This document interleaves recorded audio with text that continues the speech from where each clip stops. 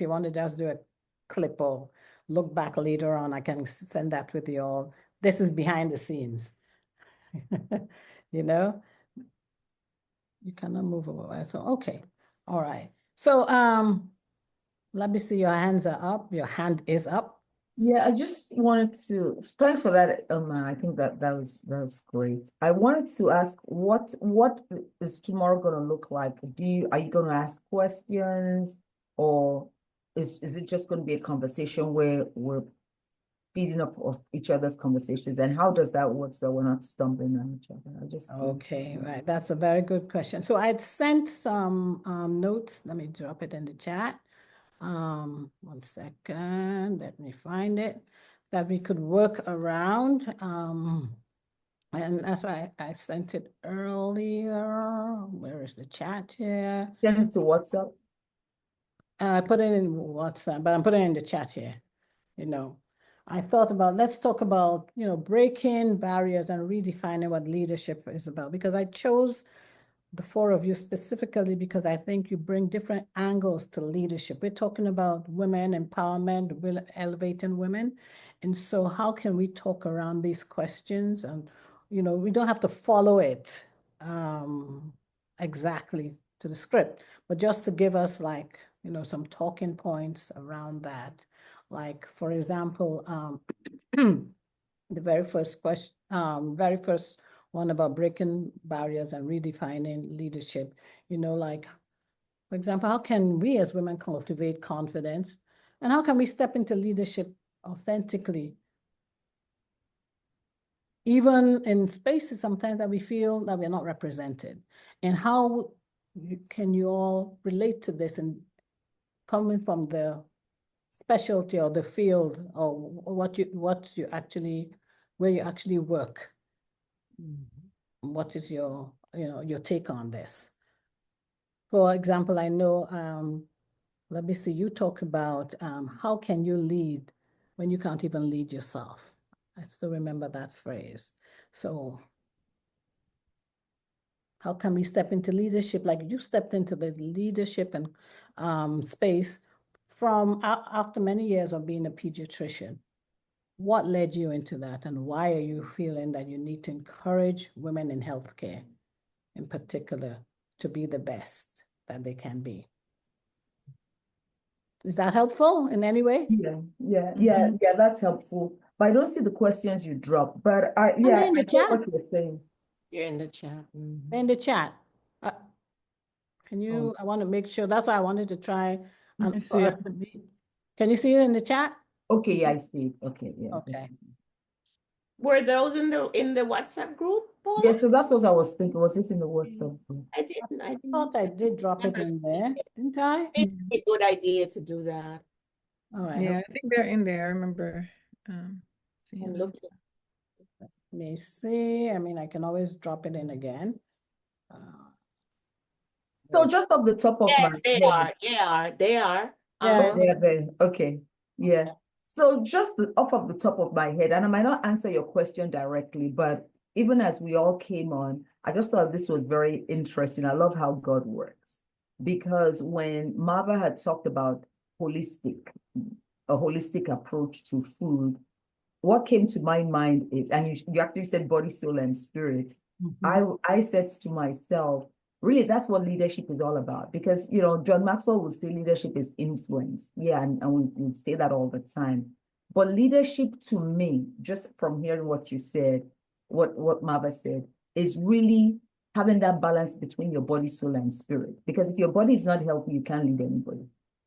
If your spirit is not healthy, so you don't know you're not even, you don't have a connection, you don't know your purpose, you can't lead anybody. If your soul, which is the seat of your emotions, if you're not emotionally healthy, then you really can't lead anybody. So for me, framing it not in terms of what we've heard, because sometimes we've heard things over and over again. We say leadership is influence. Yeah, it's influence, but before you even get to the influence, you have to lead yourself. But leading yourself means, are you eating well? Is that there? So I think just we'll be able to feed off each other, because I think everyone brings to the table, and then it even speaks to even the body image that Uma's talking about. And Exactly. then Dr. Michelle, when she talked about having your own spices and cooking your own food. So all Mm. these things to me that if there's no, if you're not paying attention to all these areas, all these 1, 2, 3, 4 areas that we're here to talk about, then you can't even, you lose coming out of the gates. And I think that that's what makes us on this panel unique. And I don't know, I've gone all the way off base, but No, you- that's I don't think you went off base. Actually, I think you tied it in nicely because I personally have decided to lead by way of example, Mm. because I figure if I'm gonna try to teach folks how to be healthy physically, but they look at me and I am overweight. I look haggard. I mean, my hair is not kept now, and I'm not always on social media with nicely done hair. I like to be in my natural raw state as well. I don't always go on social media made up. I need to look real, but I cannot tell anybody about weight loss, for example, if I'm hanging on to 60 pounds more than I should. And if I'm not eating healthily, how can I teach anyone how to eat healthily? And if I'm stressed out and if I'm not in tune with my spiritual life, I can't talk about holistic health. So I've chosen my style of leadership, of influencing, of inspiring, of encouraging folks to do it by example. So if anyone thinks of Marva Riley or they hear my name being called, or if you Google or if you go on ChatGPT, it'll show that I am someone who is leading the world, men, women, children, whomever. By example, if I meet somebody on the street, I can talk to them about health because they can see that I am the epitome of health. So I think wherever we lead, we need to lead by example, and that's one of the problems now, because I remember I moved to my community where I live in Georgia 7 years ago, and I went to get a checkup, and my physician weighed at least 400 pounds. He was very overweight, and I can tell he was stressed. And I actually grabbed the opportunity to speak to him. He's my physician. Mhm. I went back, one of my labs was off, and I went back to see him 6 months after. And my physician said to me, Marva, I went on a keto diet. Oops, What happened? I don't know. Somehow my Zoom left. Okay, there No, you we are. can see you. There you go. I don't know what happened. It just left my screen. Okay. My physician said to me, Marva, I went on a keto diet. And I'm not saying that I ever spoke to him about keto diet because I'm not on a keto diet. And I lost whatever number of pounds, 30 pounds or something in the 6 months. And he looked better. And I said to him, now you can talk to your obese children, because he told me he treats a lot of obese children and teenagers who have diabetes, who have high blood pressure, who have high cholesterol, and they're 11, 12, 13, 14. I said to him, now you can tell your kids that they too can do it, because me, Dr. Such and Such, was able to lose 30 pounds in 6 months or something like that. So we need to lead by example. I I like what you're saying in terms of overall health and well-being. I think that in today's society, when it comes to food and cooking, you don't have to cook. We have takeout. You can outsource that to someone else to do it for you. And it's been intentional. Like there's a whole business and system, and they took out home economics out of the schools. So it tells you what our culture prioritizes when it comes to diet and nutrition. But for myself, when it comes to leadership and leading self, I mean, I was trained, in the academy, there's always a disconnect, often, not always, a disconnect between the theory and the practice. And I'm a sociologist, and there's a difference between sociology and social work. Social work's more practical, right? And we more theorize and do the research and all of that in our ivory tower space. That's why part of why I left academia. And for me, when it came to cooking, I had to do, you say, overcoming limiting beliefs and embracing confidence. Like, that's a space that I think is often not discussed, because cooking is a skill. Cooking has to do with mindset. There's a lot of issues around confidence. It just brings up a lot. And I think leading yourself, but if you're a parent, you're a leader, whether you like it or not. If you're an aunt, you're a leader. Whatever, if you're in relationships, and we all are, you're a leader in some way. But for me, in terms of overcoming limiting beliefs, it was my mom's the cook, and my mom's really good at cooking. I remember I started Food at the Center, and my spirit, it said, Michelle, I need you to be in the kitchen. And I was like, not me. Like, what? Kitchen? No.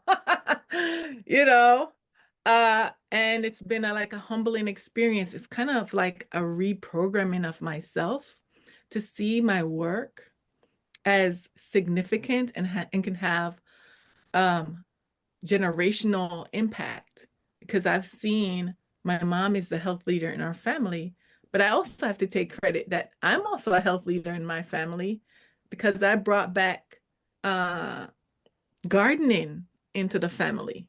That was how I started with food. But it was like, no, Michelle, you need to be in the kitchen. And for me, the kitchen was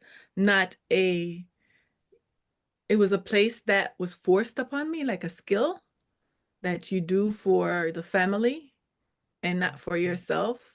And I think some of those programming especially for women who grew up in cultures where it is expected that you cook, and it is praised that you cook. And if you don't cook, you're not a good woman. You're not a good wife. You're not a good friend, whatever. And it's labor intensive. Cooking is labor intensive. And if you're working a full-time job or extra more than full-time job, and then expected to come back and do this multi-step process of feeding people and just be taken for granted, but there's so much power in it. So for me personally, I had to reframe how I saw cooking and reclaim it for something that is mine first, before that I'm leading Michelle, I'm taking care of Michelle, mine first before anyone else. And then I could, Dr. O talks about fulfillment, finding joy in cooking. And then I could serve people, but I could not, even though I had this calling to do work around food, I could not serve people because the old programming of this is judgery, that this is a burden, that this is forced. I'm finally in a place where I can say I really love cooking and say it publicly, and say I wanted you to find your joy in cooking, because it can bring you physical health, not only physical health, emotional health. It can boost your confidence. It could build your relationships. And there's so many things that you can get from it. But it was a journey for me. I love what you're saying. So basically what I'm hearing from you is that you had to decouple the societal and generational belief that came with being a woman and cooking, and Right. make it personal and see it for how you can benefit from it and how you can lead from that point of view by showing, this is not something that society has enforced on me, but it's more like, this is what I choose to do. And by Yeah. choosing this, I'm happy within myself. And so then I can go out confidently and be the person, be the leader, be the woman that I'm called to be. That's what I'm hearing. Yeah, absolutely. 8 years. 8 years in doing that. Yeah. Ooh. Wow.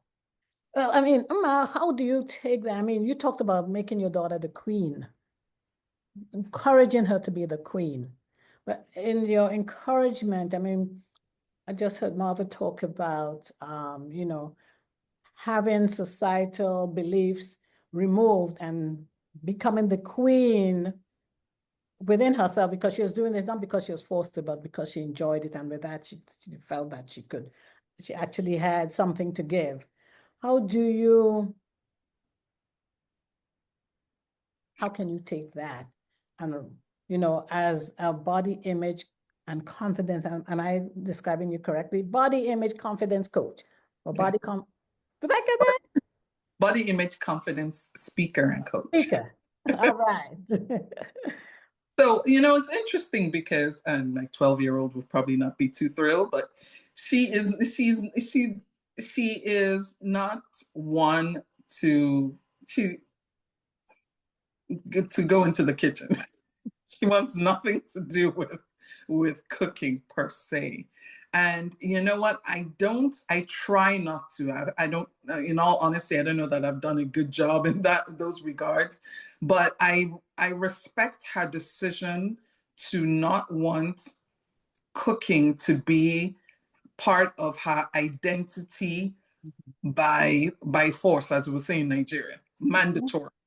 I think she's pushing back on society's idea that cooking must be done by a girl, Yes. by a woman. Of course, her 12-year-old self hasn't said this, but that's the vibe that I get from her, that why should I be in the kitchen? But what I also do in the house is to normalize that by having everybody in the kitchen. So I have 2 boys. So when it's time to cook, it's all hands on. And that's because we all are going to eat. So we all should be in the kitchen helping out, as opposed to just her. I think for me, I grew up when it was the girls in the kitchen and then our brothers were outside playing or doing something else. But in our household, we all enter the kitchen, from my husband to my 10-year-old son. We all know how to cook something. And I think it's exposing this generation to such forms of normalcy. You know, if you're a human being, you need to eat. So you need to know how to fend for yourself. You need to know how to cook, whether you're a man or a woman, a boy or a girl. And the more we do that, I think the happier that we all will be. Because the reality of it is, you know, we don't have a nanny, a cook, or a house help, and here living with us.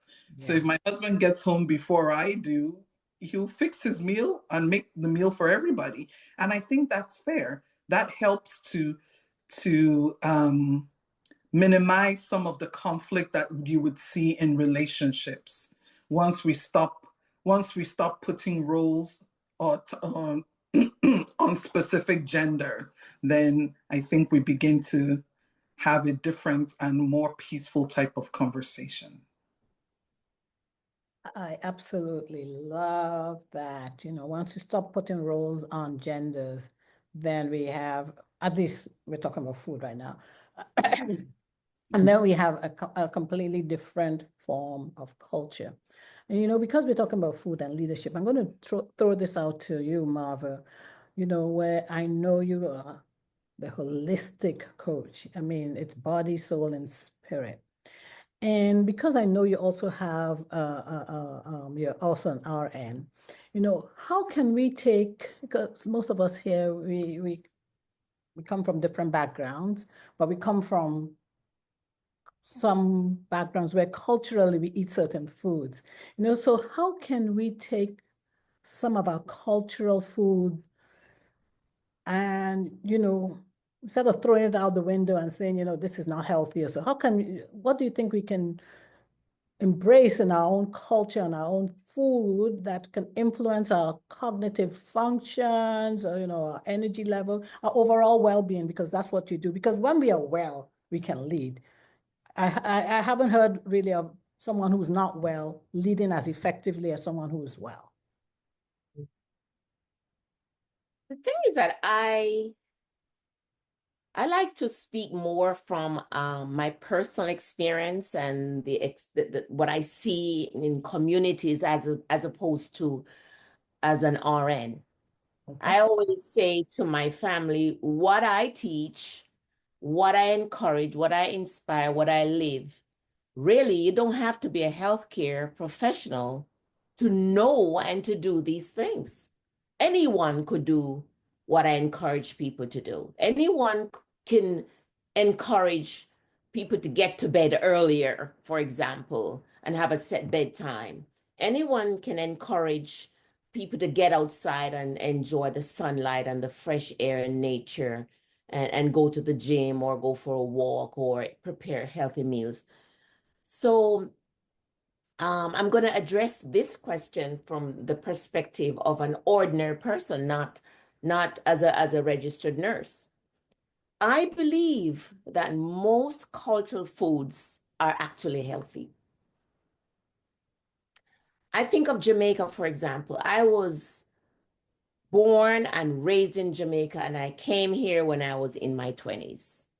When I lived in Jamaica, for example, and I believe most of the Caribbean is like this, Latin America, because I've traveled extensively. When I go to Europe, I see the same thing. Food are generally healthy and tasty. Now, when I came here, I remember meeting a lady, I think she was Jewish, and she said, Marva, if you guys would continue eating the way you ate in Jamaica, you would not have American diseases. And I wasn't a nurse then. I thought about it long after I got sick. And it is true. Because Kentucky Fried Chicken in Jamaica was a treat. It was not an everyday thing. So when you took your family out to get Kentucky Fried Chicken, it was a Friday when the woman decided she's not cooking, and you ate Kentucky Fried Chicken, but you're not getting it again for another week or two. We never drank soda every day. We had lemonade with some brown sugar, and the sugar was barely there. You know what I mean? So healthy, yeah. So cultural foods are healthy. My son-in-law is from Nigeria. Mm. And I see them eating very similarly to the Trinis and the Jamaicans and stuff like that. Healthy foods. They eat cassava, gari, they eat vegetables, they eat a lot of beans and things like that. And to be honest with you, look at him, he's lean. He doesn't overeat. That's another thing with a lot of cultures, they don't overeat. But when you come to the United States or wherever you are and you adopt the standard American diet, which is everywhere in the world now, where your breakfast is donut, and not just one donut, bagel piled with Cream cheese. bacon and all that, and your coffee has 20 packs of sugar, and then you have a big Pepsi to wash it down afterwards. That's what gets us into trouble. But we don't have to stop eating our cultural foods, Mark you, like, for example, in Jamaica, the holidays, we eat a lot of pastry. We eat pastry. I shouldn't say a lot of, we eat pastry. Easter, pastry. The Independence time, pastry. Christmas, pastry. But the amount of pastry that we eat during these holiday time is not how we eat them throughout the year. Whereas in the United States, you go to the supermarket, the money's so available, you go to the store, and every time you go to the grocery store, you buy a cake. What do you think is going to happen? Or you go and you stock up on soda, you stock up on juice, white bread. You have access to free cheap chicken, that kind of thing. So what if we go back to eating the way our parents and our grandparents used to eat? The cultural foods, and do it in moderation.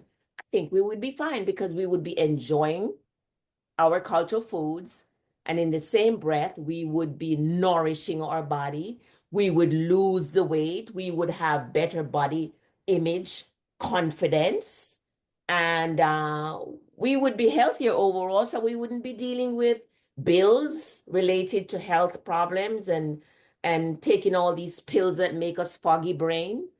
So I'd say our cultural food is good, usually, but we have to do them in moderation as well. Yes, moderation is the key. It certainly is. And Doctor, you talk about balance. Let's tie into that as we beginning to round up here. How can we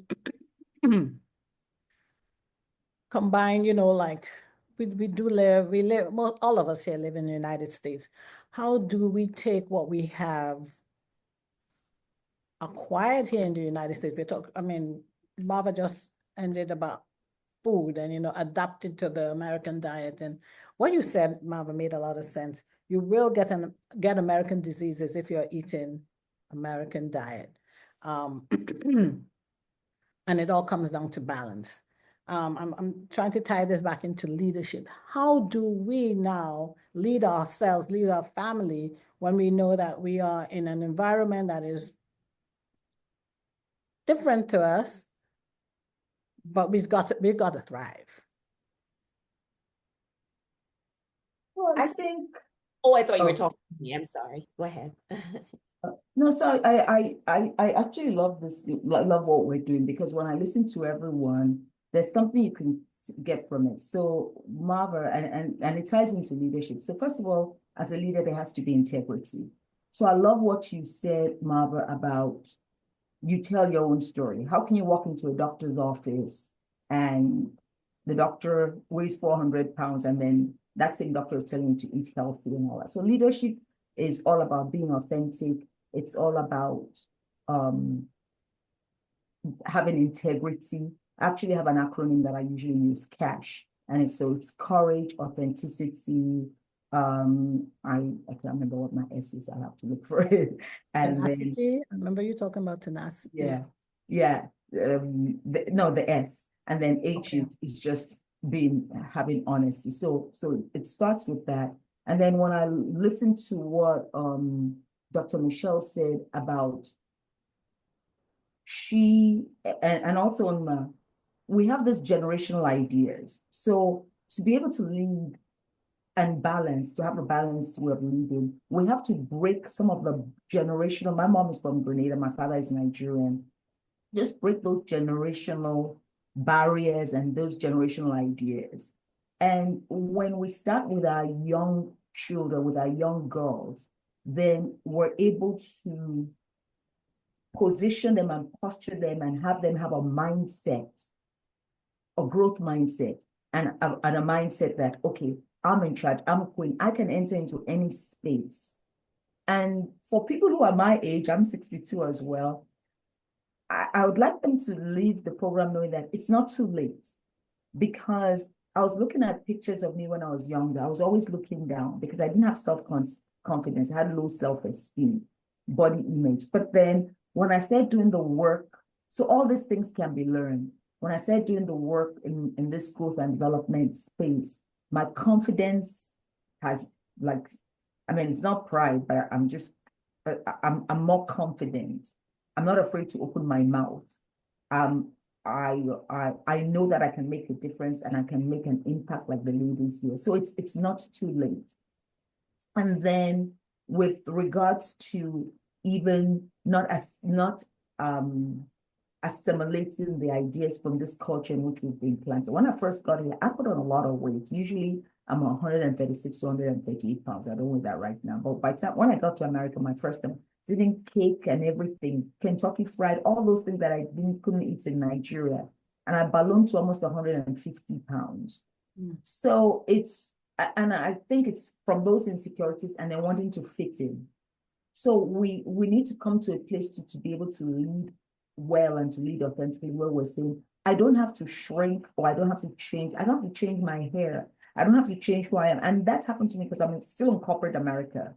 I work for a Fortune 700 organization right now.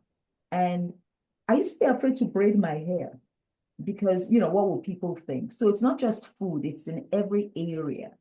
But when you can now change your mindset to know that I am, and I am enough, then we can move in those spaces and function, and then also continue to learn, because learning to cook, learning to do all these things, knowing that there's space to grow, it's not a fixed thing. There's space to grow. It's not a fixed thing. Yes, I think we can kind of conclude on that, by saying at the end of the day, we as women, with a growth mindset, we can take our power back. For years, it's almost like we didn't have any power. You were,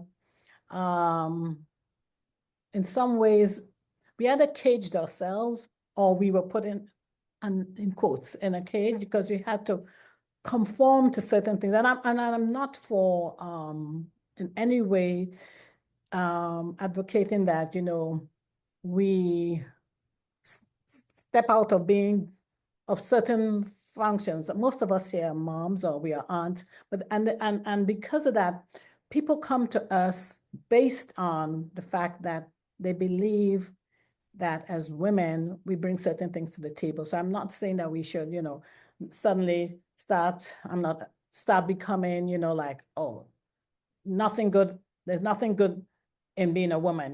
We got to embrace the next gender. No. But what I'm hearing from everyone here, and I'm also, I think, a product of that, is understanding who we are, knowing that we have a purpose, and knowing that once we are confident in who we are as a person first, and then whatever other titles we are given, then we are even more impactful to the world and to each other. Yes. And so before we go, because of course tomorrow we're going to have people joining us and asking questions, I want to ask each one of you to, if it was possible, to just leave like a parting word based on what you do or who you identify yourself to be within yourselves, and probably with your profession, with what you're doing. What would that be? I could start. Mm-hmm. Is that all right? Sure. Okay, sure. Okay, so like I said before, I like to be known as a holistic health advocate, advocating for all beings to take the best care of their health. Because sometimes we hear the phrase health is wealth, but until that day when illness knocks on your door, whether it's mental, emotional, or physical illness, and whichever one you have, they all affect each other. If you're physically ill, it affects you mentally. If you're mentally ill, it can affect you physically and emotionally, etc. So it's very, very important that we all do our very best to take care of ourselves. And there's a lot of information out there, free, paid for. Sometimes you need to hire someone to help to guide you along, because we don't all know everything.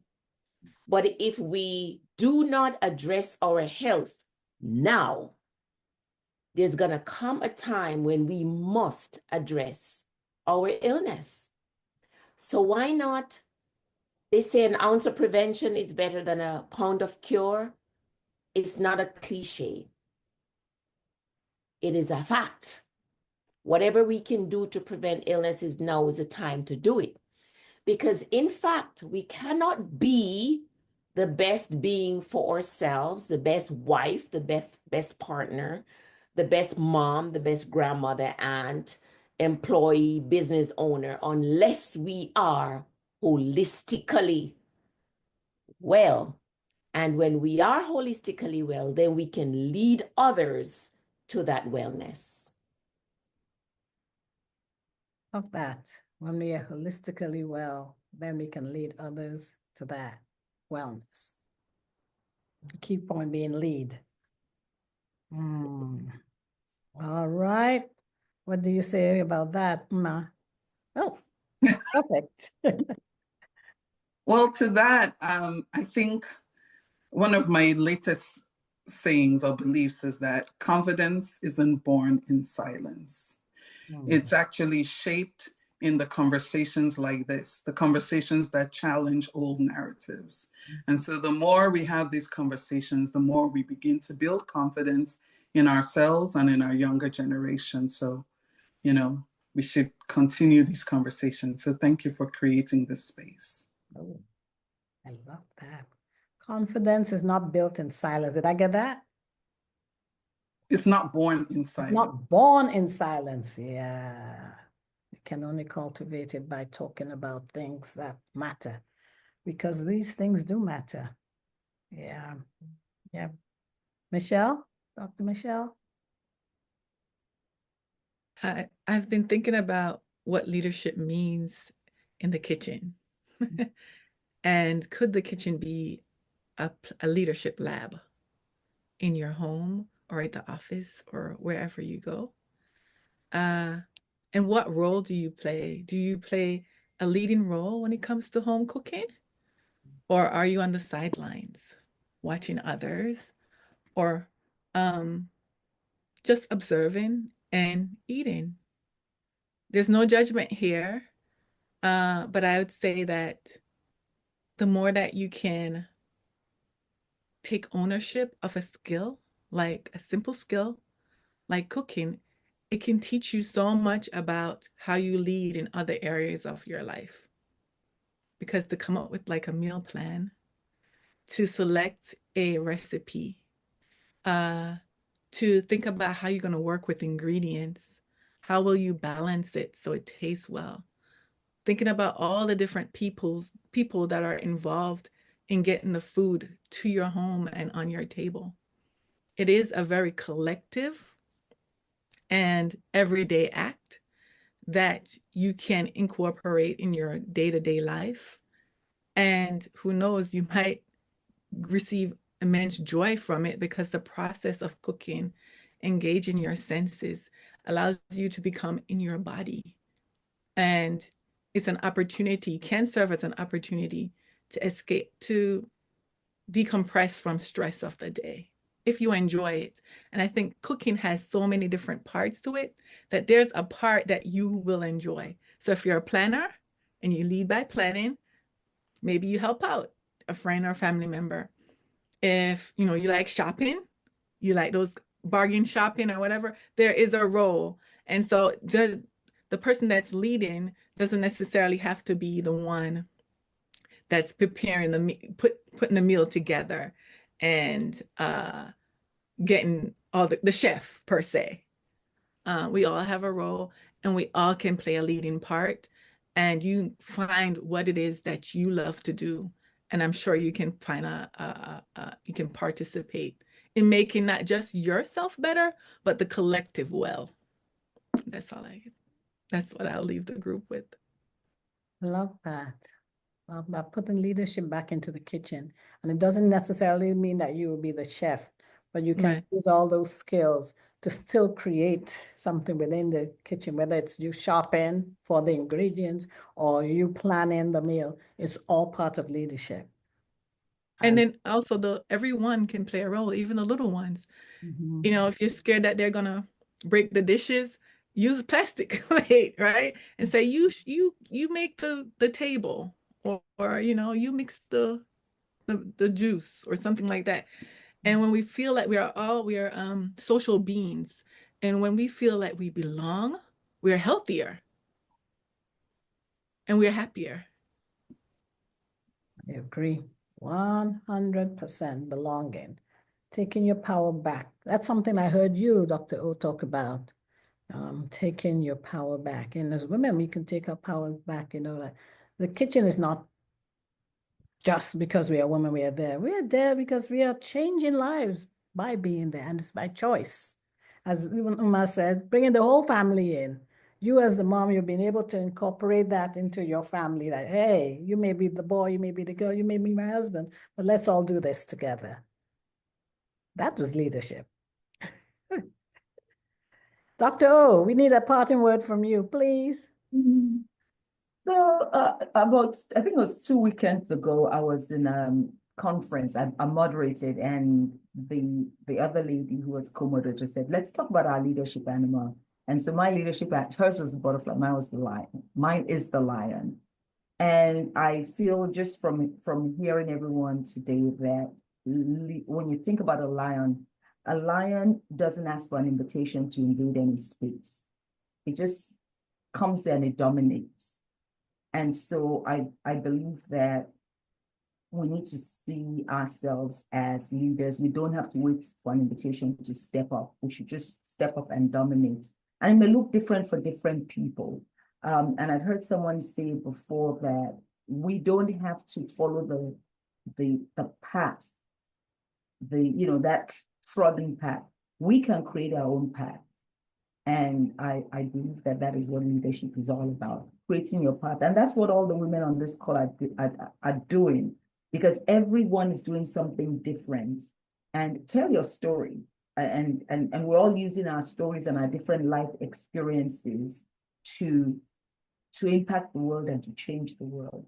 And it goes back to, so leadership is influence. So we're influencing the world. So for those that are listening, are going to listen tomorrow, just start where you are, and you have a story that you can share and tell, and just go and be a lion and dominate whatever space you're in. Wow, you ladies are amazing. I said I choose the best. I have the best. I know the best. You guys are the best. Thank you so much. I mean, this was just a pre-recording session, and you were so good. Can't wait to see how tomorrow will be. You guys were really good. Let me stop the recording if I can find the recording button here. Where did it go? Where did it go? They keep changing this thing. Okay. You know what? Yes, I see it here now.